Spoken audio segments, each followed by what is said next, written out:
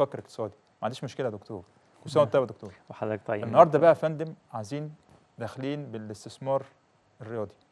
يمكن انا مريت بالتجربه دي، كل حلقه كان الناس تقول لي اوزع محفظتي ازاي؟ نعم. اقول له مثلا الذهب اشتري مثلا بجزء وجزء وجزء. هل ينفع كلنا نشتري فلوسنا كلها ذهب؟ ده اول سؤال يعني. نعم.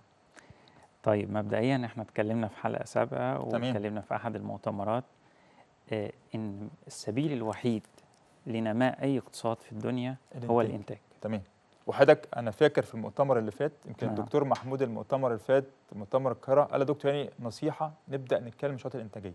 نعم. انا الكلمه دي لحد الان حاططها في دماغي، عشان كده لما جيت فكرت اعمل الاستثمار الرياضي قلت الشخص المناسب اللي يتكلم في الموضوع ده الدكتور محمود. اتفضل يا دكتور. ربنا يبارك في الله حضرتك. يخليك. اتفضل. طيب الاستثمار الإنتاجي عندنا، أنا لما اتكلمنا قبل كده قلنا سواء الاستثمار في الدولار أو العقار أو الذهب، تمام. أنا كمحمود ضد ده. ليه؟ لأن دي مشاريع غير إنتاجية. تمام. يعني من أولا وجهة نظر الدولار حضرتك طبعا. من وجهة نظري طبعا. طبعا. الدولار أولا ده المفروض محظور، ما فيش حاجة تمام. اسمها استثمار في الدولار. تمام. لأن لما استثمر في الدولار بينشئ لي سوق سوداء. تمام. سوق سوداء بتنتج عنها ارتفاع في الأسعار. ممتاز. فبتتسبب في مشاكل كبيرة جدا، انفليشن وحاجات كتيرة جدا في تمام. الدولة. طب بالنسبة للعقارات، طب الناس اللي بتستثمر في العقارات ايه اللي بيحصل؟ مجمد فلوسه.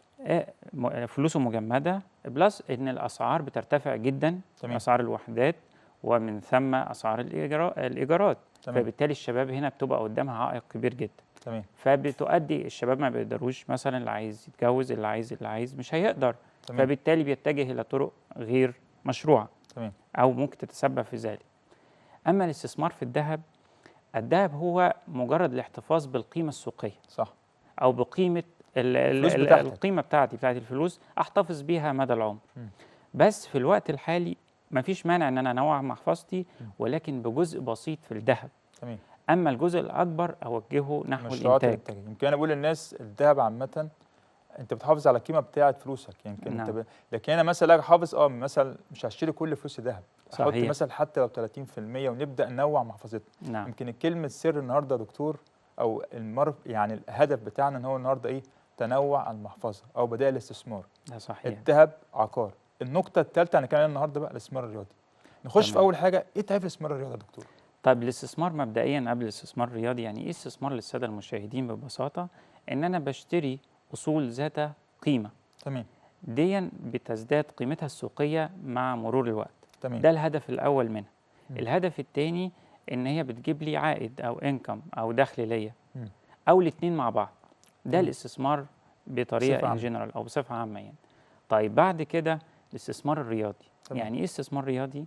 نفس الاستثمار المشاريع الإنتاجية، بعمل منشآت رياضية أو ملاعب رياضية أو مصانع ملابس رياضية. تمام. وكذلك اللعيبة، تأهيل وتدريب اللاعبين. تمام. دي كلها استثمارات رياضية. ده إزاي أعمل بقى استثمار رياضي حقيقي زي ما الدول الكبرى أو المتقدمة في الرياضة بتعمل استثمار في ده، وبتكون ذات عائد كبير جدا على الدخل القومي للبلد. تمام. لأن الاستثمار الرياضي زيه أصبح، كان الأول وسيلة للترفيه، إنما أصبح دلوقتي صناعة وأصبح مجال للتنمية الاقتصادية. طيب نيجي لنقطة بقى يا دكتور، عايزين بقى نعرف المشاهد أهمية ومميزات بقى الاستثمار الرياضي. أي واحد عاوز في مميزات، احنا النهارده طبعا هنقول المميزات والعيوب، لكن في الأول إيه مميزاته يا دكتور وأهميته؟ طبعا الحقيقة مميزاته كتير جدا. بس إذا مشينا طبقا للضوابط. تمام. يعني إيه العائد من الاستثمار الرياضي؟ النهارده أي دولة، يعني مثلا على سبيل المثال لو جينا قلنا البرازيل. تمام. البرازيل مصدرة 18,000 لاعب حول العالم. تمام. كم غير طبيعي. طب ده معناه إيه؟ ده معناه جلب عملة صعبة للبلد. تمام. كتيرة جدا. كذلك الأرجنتين. الاثنين دول متقدمين جدا في موضوع تصدير اللاعبين. تمام. طيب احنا النهارده لما نهتم بالفرق الرياضية أو باللعبات الرياضية أيضا في مختلف أشكالها وبمختلف أنواعها، ده هيساهمني في إيه في التنمية الاقتصادية. تمام. طيب لو جينا لقطاع الرياضة في مصر، قطاع الرياضة في مصر بيمثل لي من الدخل القومي حوالي 1.8%، يعني بما يعادل 49 مليار جنيه طبقا للجهاز المركزي للتعبئة العامة والإحصاء. تمام. طيب على مستوى العالم الرياضة بتوازي بما يقدر ب 750 مليار دولار طبقا للإحصاءات العالمية. تمام. ده بالنسبة لقطاع الرياضة. بالنسبة لقطاع الترفيه والترويج 2 تريليون دولار. فدي حاجة ضخمة جدا، مش حاجة سهلة. تمام. يعني لما ألقى 2 تريليون 750 مليار دولار، ده ميزانيات دول، مش ميزانية كمان يا دولة. دكتور الثقافة اتغيرت. نعم. يعني الأول كان قليل جدا بيودي ابنه نادي. صحيح. احنا على أيامنا مثلا كان كام واحد بيروح النادي، كان قليل. دلوقتي كام واحد بيروح؟ في كل أسرة بتروح يعني. ده صحيح. في نقطة اللي وراها دكتور، أنا يمكن وجهة نظري بعتبر من بدائل الاستثمار اللي بستثمر في الذهب، بستثمر في العقار. أنا بعتبر دلوقتي وأنا أتكلم عن نفسي الاستثمار الرياضي.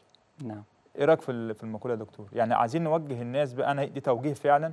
الناس بقى عايز تستثمر، مش شرط تحط فلوسك كلها في الذهب ولا تحط كل فلوسك في العقار، ولكن خلي بالك حاول تبص استثمار الرياضي. إيه رأيك يا صحيح. دكتور؟ اتفضل. هو طبعا عندنا استثمر بقى سواء في كرة القدم، كرة السلة، الألعاب الفردية. وعندنا الألعاب الفردية في مصر ما شاء الله متفوقين، بناخد بطولات العالمية باستمرار سنويا تمام. أو شبه سنويا يعني. ليه ما نبقاش كمان في كرة القدم وكرة السلة تمام. كذلك؟ ليه ما نتقدمش؟ طيب، ميزة الرياضة إن أنا أولا نبتدي من تنشئة الأطفال. تمام. إن أنا ببعد الأطفال عن أي انحراف أو أي مسار خارج، أكيد طبعا. يبقى مسار تعليمه وكذلك يمارس هواية الرياضة. مم.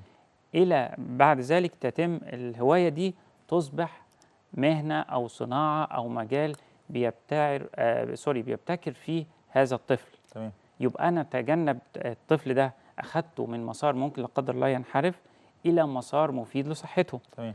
كذلك إن هو يبقى مسار أو قيمة مجتمعية نافعة، تمام. سواء لبيته، لأسرته، لمجتمعه، للعالم. تمام.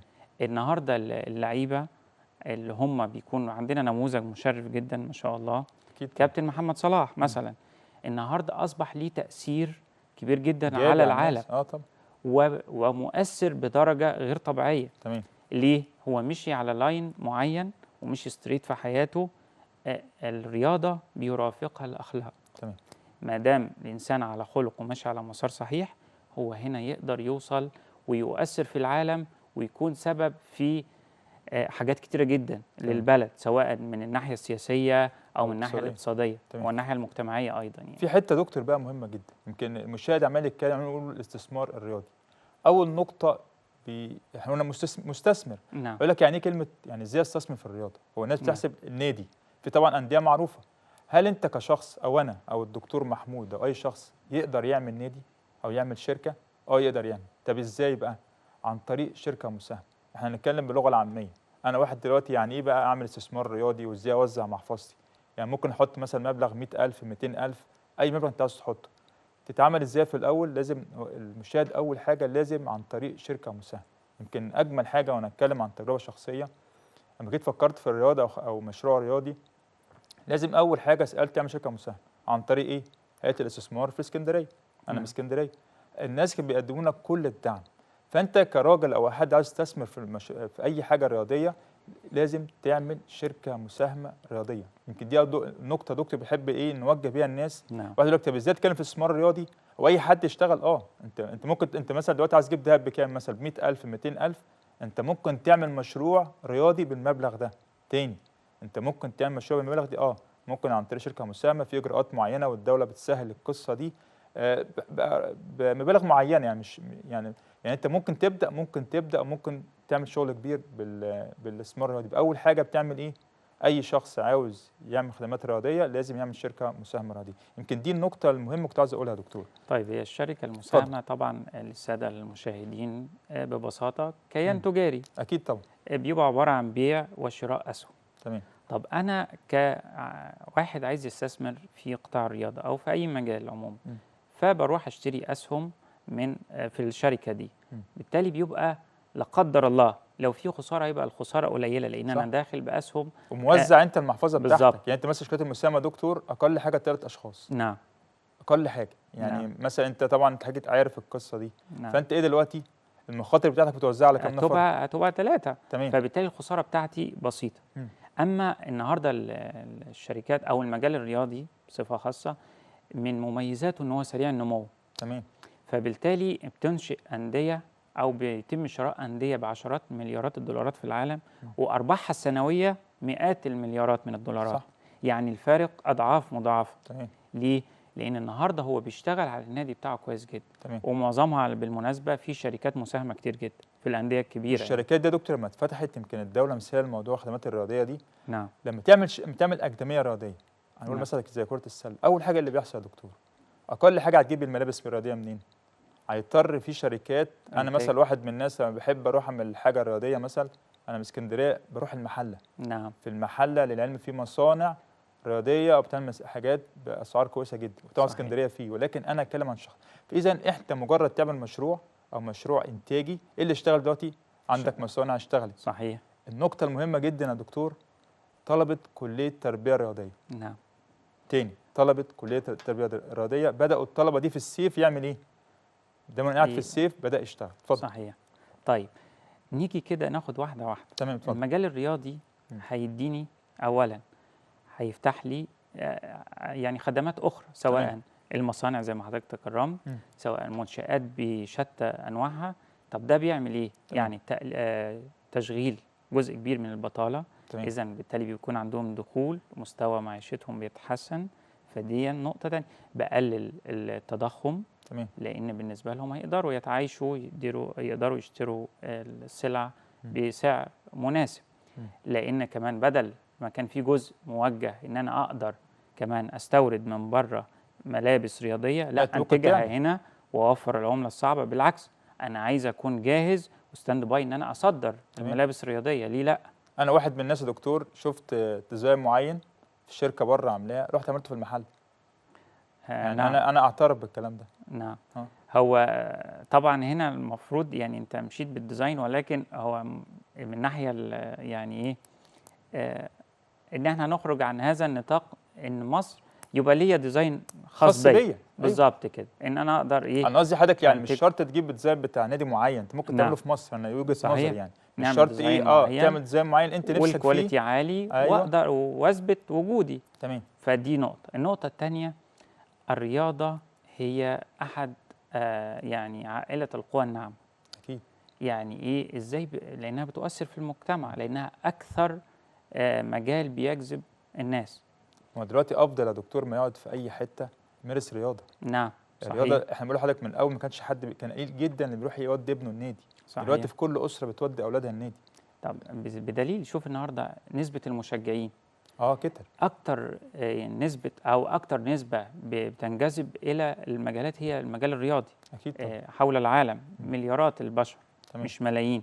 طيب لما القوى الناعمه دي ان انا اقدر اثر بيها في العالم. طيب الرياضه لما يبقى عندي منشآت رياضيه على اكمل وجه بالمواصفات العالميه، وعندي بنيه تحتيه مهيئه زي ما الدوله اوريدي عملت دلوقتي، تمام. اقدر اقيم بطولات على ارض مصر. اكيد طبعا. طب ده هيساهم لي في ايه ويساعد في ايه؟ ان أنا النهارده هيسحب لي، هيجي لي الفرق العالميه، وبالتالي يجيب لي المشجعين ايضا. ففي هنا رواج اقتصادي، في سياحه، في عمله صعبه، في احتياطي نقدي من الاجنبي عندي بيرتفع. تمام. في العمله المحليه بترتفع، لان نتيجه لارتفاع اي حاجه بتعالج اي حاجه الانتاج يا دكتور. صحيح. يعني حتى ازمه الدولار، حتى لو الدولار ده وصل كام، نعم. يمكن نجاح بعض الدول انخفاض قيمه ليه العمله بتاعتها عشان عندهم انتاج. صحيح. في نقطه مهمه يا دكتور، ايه اكبر الدول في الاستثمار الرياضي منتشر يعني او بتحتل المراتب الاولى يعني؟ ما هو زي ما ذكرت في الاول قلت البرازيل صح؟ البرازيل عندي مصدره 18,000 لاعب، يعني ده معناه دخل كبير جدا من العمله الصعبه لبلادهم. اكيد طبعا. كذلك بعديها الارجنتين، ومنتشر نوع من السياحه كمان. ما هي طبعا. ما هو النهارده ما هي الميزه كمان لما يحصل بطولات عندي في مصر على سبيل المثال. تمام. قلنا بيبقى فيه هنا رواج سياحي، وبيبقى فيه عمله صعبه والى اخره. تمام. ده كمان بيبقى مناخ جاذب للاستثمار، سواء الاستثمار المحلي او الاجنبي. تمام. وايضا في المجال الرياضي او في المجالات الاقتصاديه الاخرى. تمام. فده هيفيد بنسبه كبيره جدا، سواء في المجال الرياضي او شتى القطاعات الاقتصاديه الاخرى يعني. في نقطه بقى المهمه بتاعتنا، احنا لما جينا قلنا استثمار رياضي قلنا مميزات. نعم. اي مشاهد طبعا يجي يتفرج بقى يقول لك هو اصلا ما فيش عيوب يعني انا مثلا جيت اتكلمت فعلا لما جيت توجهت لاعمل شركه مساهمه، رحت استثمار في الاسكندريه في العمريه، انا عن نفسي ما شفتش اي عيوب. نعم. وحتى ممكن الناس تستغرب، فعلا كان في تسهيلات كتير جدا. هل في عيوب؟ انا هتكلم على العيب بتاعي، نعم. سيادتك اكيد تتكلم. يمكن العيب القوي جدا في الشركات انت في الاستثمار مفيش مشكله، ولكن اصعب حاجه قابلتني انا شخصيا موضوع اللي هو التراخيص. لما انت نعم. مثلا عاوز تعمل ترخيص مثلا تسجل في الاتحاد، مثلا اتحاد كره السله او كره القدم مثلا اي حاجه، نعم. بتقابل مشكله كبيره جدا، بتقابل مشكله كبيره جدا في التصريح. نعم. يقول لك مثلا هات لي ملعب، طبعا انت طبيعي جدا ما عندكش ملعب، ما عندكش راس مال، يقول لك طب انت تاجر تبات عقد. هي دي يمكن عائق، اكبر عائق بيحصل، اللي هو يقول لك ايه، هات لي مكان انت تدرب فيه وتجيب عقد منه. كتير جدا من الناس او المراكز الشباب ما بيردوش يدوا لحد عقود. فيا ريت طبعا ما في اجراءات تسهيليه، او ممكن اديك تصريح مثلا 6 شهور تمارس الرياضه لحد ما تشوف اجراءاتك. يمكن هي دي اصعب حاجه، نعم. عدم وجود التراخيص. الناس بتنزل مثلا تلعب باسمها بتبقى صعب جدا. انت مثلا فوكس مثلا عشان ينزل يلعب مثلا بكره السله مطلوب منه يبقى عنده ارض، وانا ما عنديش ارض، يقول لك اجر. طب انت بتاجر اوتوماتيك، يقول لك ايه، هات ما يثبت او هات كذا واجراءات. هي دي الاجراءات المعقده اللي انا شفتها. اتفضل يا دكتور. نعم. ايه بقى العيوب بالنسبه طيب. للمستثمر عامه؟ من ضمن عوائق الاستثمار اتفضل. اللي هي مثلا زي التصاريح. تمام. طيب. النهارده عشان يبقى انا عندي مناخ استثماري احنا فاضلنا جاذب. دي على الختام. اوكي.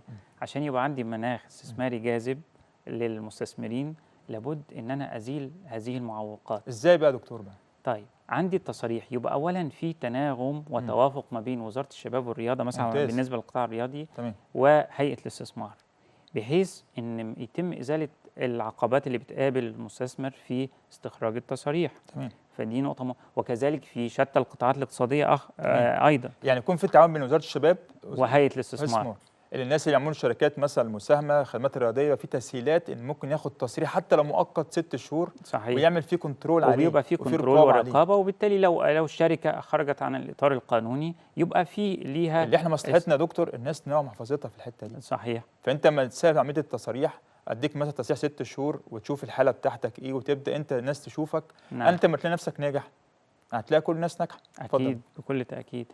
فلا بد من سواء بقى في كل الوزارات، علشان الاستثمار اولا معوقاته كتير جدا. تمام. انما عندنا في مصر الحمد لله في كتير جدا من المعوقات تمت ازالتها، زي البنيه التحتيه والشباك الواحد، الحاجات دي، طبعا والاونلاين، أنا دكتور الحاجات دي. اشكر سيادتك. طبعا بشكر الدكتور محمود يا فندم، نصار. شكرا طبعا على النهارده واجب. اتكلمنا عن الاستثمار الرياضي بشكل منفصل. طبعا اشوفكم الاسبوع الجاي في برنامج الفروكس مع بشير، والسلام عليكم ورحمه الله وبركاته.